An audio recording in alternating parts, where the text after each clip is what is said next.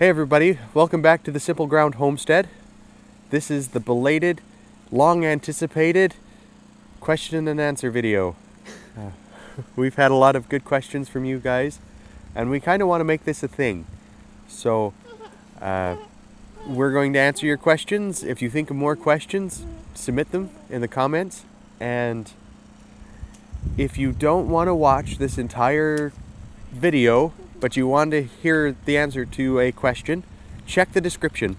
I'll put all the questions down there and a timestamp. So you can just click where the answer you want for the question you want, and you can jump right to it. So we have a list of questions that you guys have sent to us. And I guess we'll start with one of the first ones. We got asked these questions a couple of times. So we're kind of just shoveling them into the same thing. A little bit of background on us, I guess. But what is your primary source of income? And did you have a job before deciding to homestead? Well, we'll start with the job first. I've grown up on a farm and on a ranch. That's been my background. And so if you ask me what my longest job has been, it's farming and ranching. But as you can tell by my age, that's the best career path I have. The rest of the jobs that I've done are here and there and everywhere. And that's kind of a long story. We're not going to go into that entire story. So, yeah, we'll just skim the surface. Yeah, I know that's not very satisfying for that question, but We'd be I don't here know. all day. Yeah. And then, what's our primary source of income? Well, to be honest with you, we'd like to be doing this all self-sustaining, but we're actually using the money from the sale of our house and the sale of the family's ranch. That's another big story, to fund this project and to make it all work. So it's not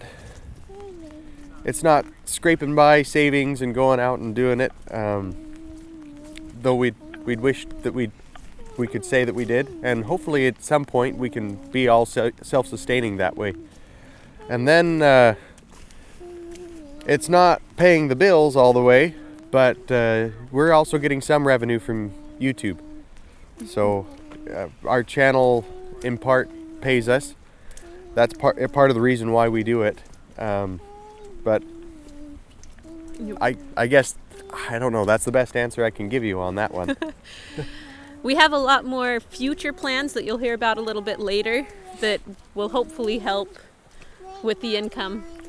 That's right. But that's not going to help while we're building the yurt. We've got to get the yurt built first, and then we'll work towards actually having the homestead provide an income for us.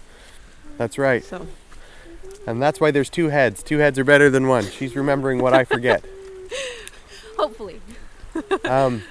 Quick mention, you probably noticed the scene of destruction behind us.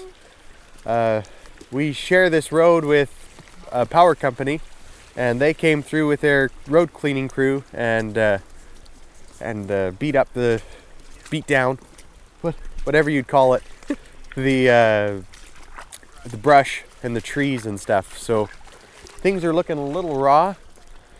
It won't last long around here. No, it'll grow back in really quick. I guess that brings us to our next question. Mm-hmm. So the next question we were asked is, why did we decide to build a yurt rather than something else? All right. Don't quite know how to start that. There's a lot of history in that question too. Our original plan was to do the homesteader's dream, and we would come out and live in a very temporary dwelling while we did some timber framing. I am very interested in timber framing, and I've been studying up on it and practicing some stuff, and that's what I wanted to do. I wanted to build a timber frame home, and it would take a long time, and that was our idea. When we started looking into the technicalities of going through the county, there we go, and the state to make that all work, we found out that we couldn't legally live in a temporary structure until we had some very firm plans, septic tank being one of them. But there's also laws that prohibit you from camping on your own property. Might be a shock to some of you, but others probably know this already. So we shifted gears as quick as we could to find an inexpensive solution that was pre-packaged.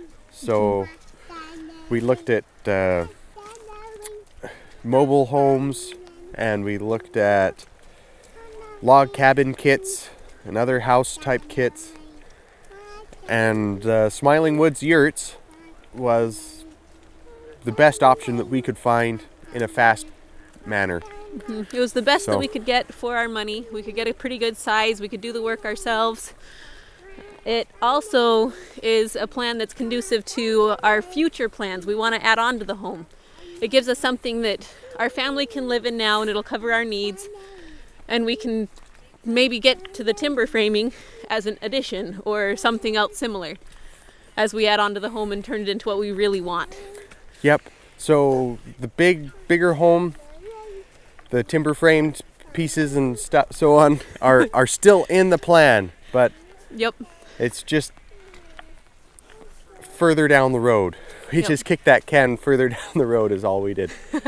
And some of those other options, like a manufactured home or whatever, it just doesn't fit. It doesn't fit our style. It doesn't fit in with the long-term plans. So we decided that the wooden yurt was our best option. We liked the looks of it and felt like we could have it for the rest of our home too, and just add on to it. That's right. Well, on to the next question. Yeah. The next question we had was, how did you learn to build a yurt? And that's kind of an interesting question. Yeah, I don't know if I've learned to build a yurt yet. I think we're learning to build a yurt. That's right.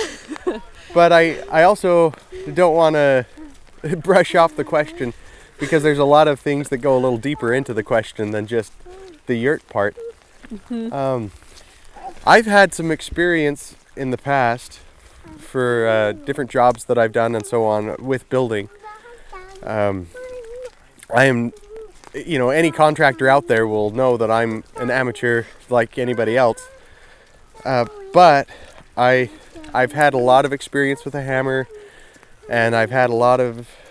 I was the gopher guy. I was cutting boards and nailing them together. So I don't have any experience being the brains of the project, but I've definitely stood up walls and nailed together floors and stuff like that. So that's kind of what I'm drawing from. And also, just being a farmer's son and a rancher's son, the old-time farmers and ranchers were masters of none, They did a little bit of everything, and I've dabbled in all sorts of things, from mechanic work to plumbing to electrician to so on and so forth, and by no means am I near an expert. But well, and that said, it's not like we're just jumping into it either. When we did our research on doing the yurt to begin with, we did some research on, how easy it would be to put together and how doable it would be for us. And then, you guys are aware of how long it's taken to get to the point where we are right now. And Jared has spent a lot of time studying those plans and trying to figure out how to make it all work. And it's been a lot of hours of study. So it's an ongoing thing. Yep. So, yeah. How did you learn to get your master's degree? Well, you probably took all the steps. So, yep. That's kind of where we are. And it's fun. I mean, it's a good thing to be learning and a good experience for us, and it's teaching us things we're going to learn or use down the road. Yeah, it makes me wonder if I wasted some money on college, because this experience by far is great. And college was a little less great. He didn't waste money on college. He wouldn't have met me otherwise. That's right. So our next question, this one we probably will glaze over just a little bit because it's one that's going to need probably its own video. But we had the question of how the water level works. Oh yeah, how does the water level work? So the water level is a really cool thing that has gone back from the dawn of time. From what I'm aware of, some of the biggest structures in the world that have stood for thousands of years were built with the aid of tools like the water level. And it's one of those things that took us rolling up our sleeves and doing it before we understood it 100%. So I could explain it to you and it might just hit you the same way it hit me. But the concepts you need to know, I guess the biggest question was, when you move the water level in and out, the ends of the water level in and out and up and down, doesn't that change the size of the vessel? It doesn't the level change? And yeah, that's the point. The level of the water will change as you move the hose around. But as long as the water is at the level of the mark that you want, then the other side is at the exact same level. So you set the water level on the post that you're working with, and you move the other end up and down to match your set mark. And as soon as that water is at the set mark, you can mark the other side and you know it's level. It's actually really cool to work with. Mm-hmm. So we'll have to show you some fun footage. And the best part about it is I bought 100 feet of that hose on Amazon for $20. I'm pretty sure that's all it was. And I only used 30 feet of it. So compare that to, I don't know, I think they're about $500 for a laser level. So yeah, compare that to a laser level, and I think this is really easy. It works really well. So it does. It works really well. The hardest part is getting the bubbles out, but once you get that's a good point. Make sure there aren't any big bubbles, because that will mess with your actual level. So anyway. But once you figure out how to get the bubbles out, it actually goes really smooth until you drop it and then you have to refill it. And yep. Yeah, we've done that a few times too. So before we do our next question, you guys should look. This is at the very back of our property, and it is pretty up here. It isn't necessarily the very back, but I'll do a slow turn here. Close to it. Yep, this is where we often stop, because this is where the road kind of stops. And this is kind of what it looks like all the way around. I'm practicing my selfie stick work here. I'm not somebody that's used a selfie stick a lot. But we'll keep walking as we go to the next question. Okay. Our next question, we need to hurry this along. What are the changes of the original yurt plan you presented to us that you chose to implement? And to be honest, there aren't very many. We've kind of stuck with the original plan, partially because it's already written that way and it's approved that way, and it would be a huge headache to go through that reapproval process to make some changes. Yeah, isn't that sad? But that's the way it works. I don't know, the most recent change, I guess I can think of it just because we did it yesterday, was that we made our front staircase just a touch wider. But that's not anything that affects anything we'd have to reapprove, so yeah, really nothing bigger than that. They're pretty much what we showed you at the beginning. Yeah, most of the changes were to the deck. We made the deck just a little wider, but that's on the plans, just so the front and the back doors could swing open just a little more. So that was all from the beginning, and it's probably on the video that we showed you. Yeah, like I was saying before, or we were saying before, how we were thinking that we wouldn't put as much effort into this phase because we want to put more effort into the timber frame portion. We've been sticking with it the best we could. And because of learning, the learning curve is so steep, it's hard to make huge changes on the fly. But I think the next question is about the strength of the deck for the wood, right? I believe so. Yeah, because that leads into that question. We're double checking here though. Yeah, so the next question was, have you chosen to reinforce the porch so that it can hold your wood reserve? So from the beginning we felt like this deck has been, or well, the entire yurt has been slightly over engineered, and we've gone through that process with that in mind. Now that I'm building the deck, I'm questioning my Initial judgment. Yeah. So we haven't made any changes, and we'll have to see. We'll have to see as time goes on. If nothing else, I've been scratching my head on how to add things after the build to strengthen the deck. But really, it gives me a great opportunity to use other wood storage techniques. I wouldn't mind building a wood shed, and then the green wood can dry in a wood shed, and then I can store the dry wood on the deck. So that's kind of the idea. And you know, many of you would be nodding your head and saying, well, that's the way you're supposed to do it anyway, genius. But you know, that's our thoughts right now. So Yep. So our next question: which building will be built after the yurt? Well, our joke this whole time has been the next thing we're building is a hot tub. yeah, is that a building? You know, maybe we can add a sauna to it so it is a building. There you go.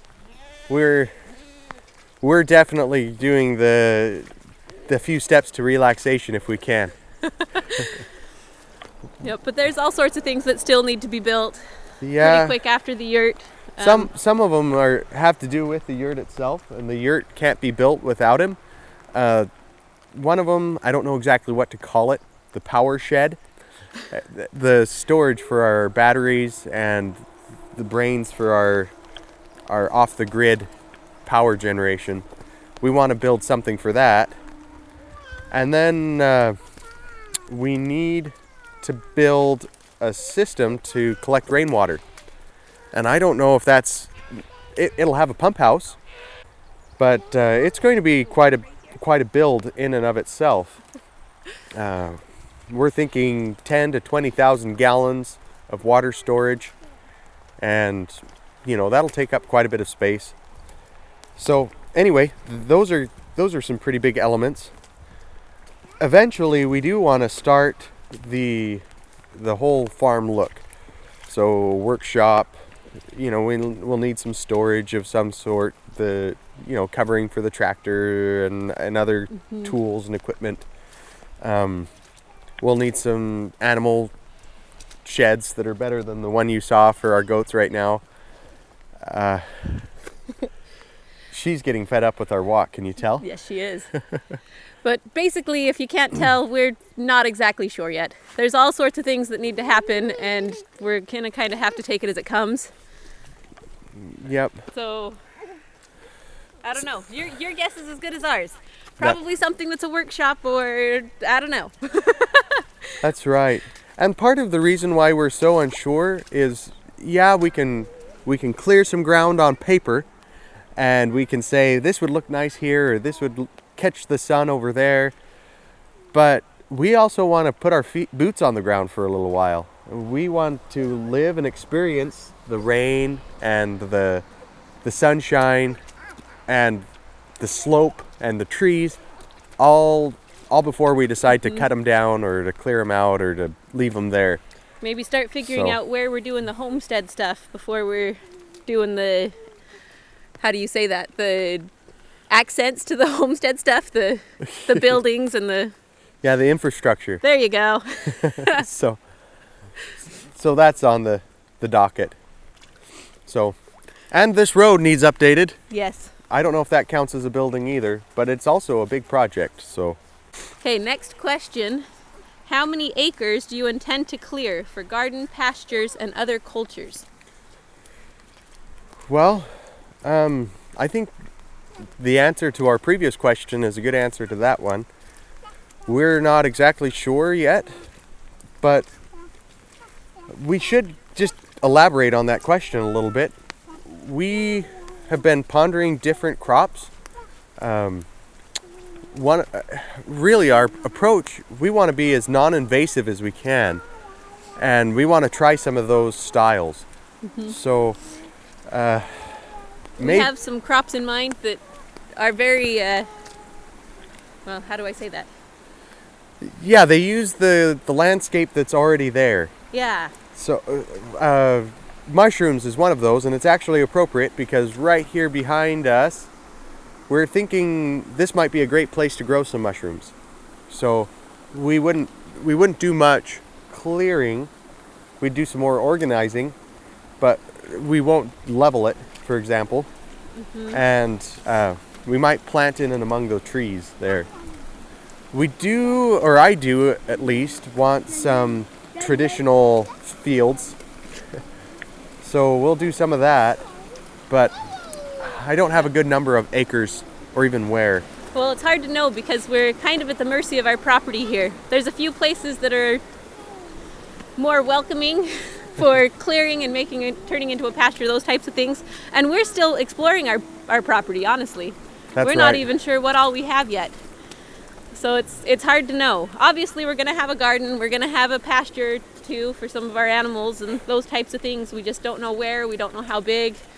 Another good thing that's coming though is we are planning to do a lot of terracing. We would love to do a terraced farm. And you know, there's work involved with terraced farms and so on. And any conservative,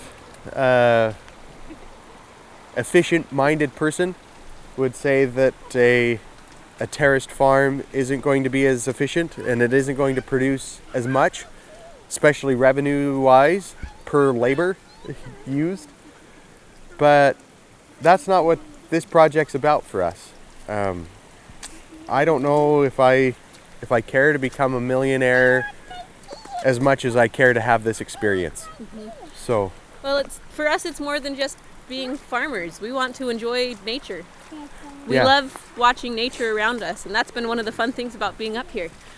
Is it's so beautiful. So it's just naturally that way. Yep.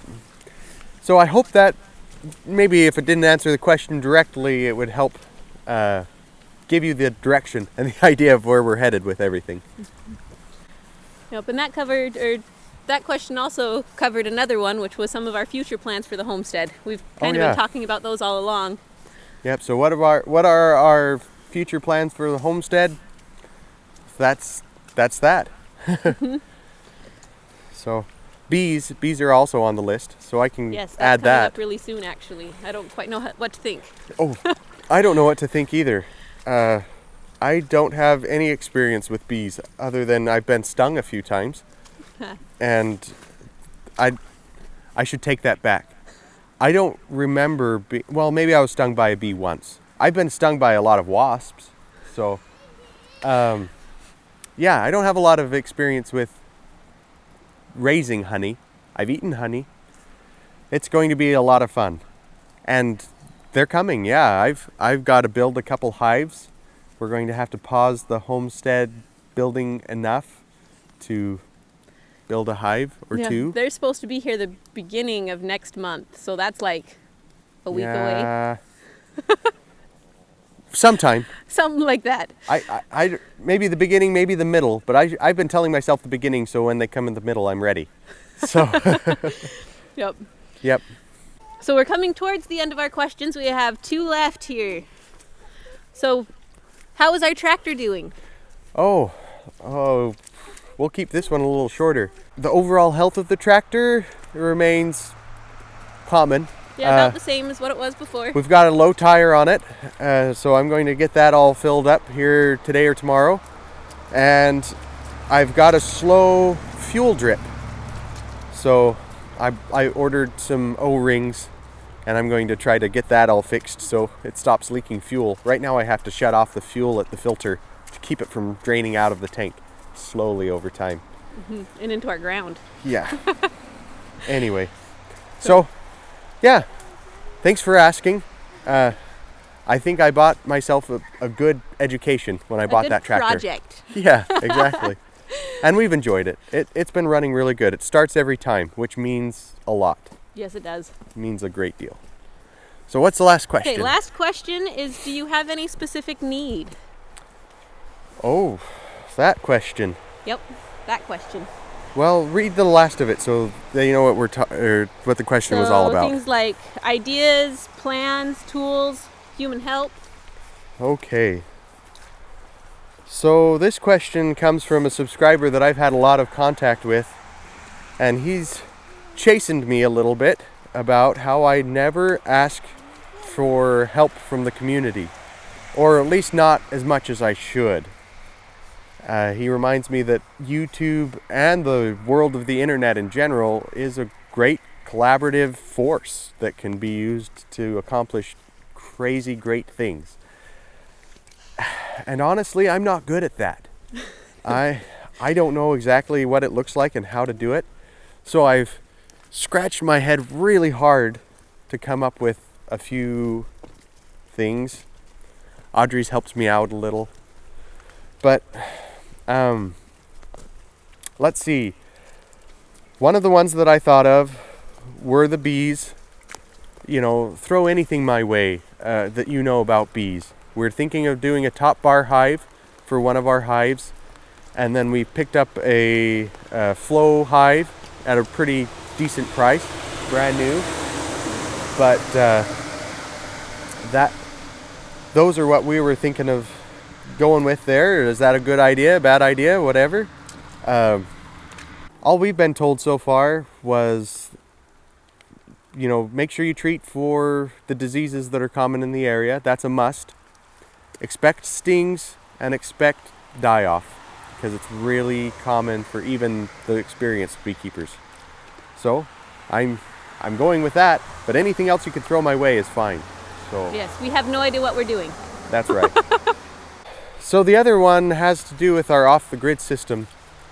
I've been figuring it out slowly over time. Thanks for the recommendations, everybody that's watched my I Need Help video. But I keep getting stuck on what we're planning on doing is building the system, the framework, the batteries and the charge controller and everything as though we had the alternative energy source, the DC power source. But we do not yet know what we want to get, so we're not going to start off with the solar panels, whatever it may be.